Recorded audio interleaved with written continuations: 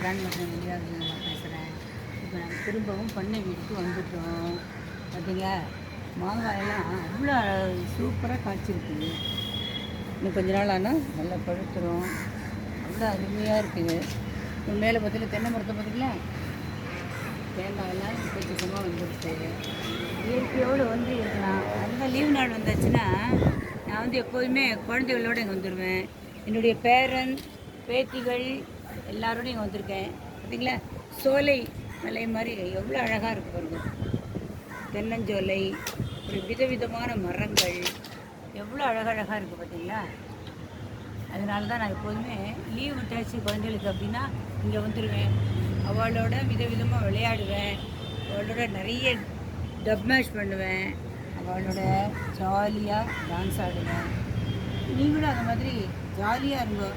Leave விட்டாச்சு எப்போ பாரு குழந்தைகள் ஏதாவது வெக்கேஷனல் கோர்ஸ் சேர்க்குறது அது மாதிரிலாம் பண்ணாமல் குழந்தைகளோட குதூகலமாக இருக்கும். அப்போ அவள் அடுத்தப்போ கிளாஸுக்கு போகும்போது ரொம்ப நல்லா படிப்பாங்க. அதை பற்றி நீங்கள் கவலையே பட வேண்டாம். ஜாலியாக இருக்கும், சந்தோஷமாக இருக்கும்.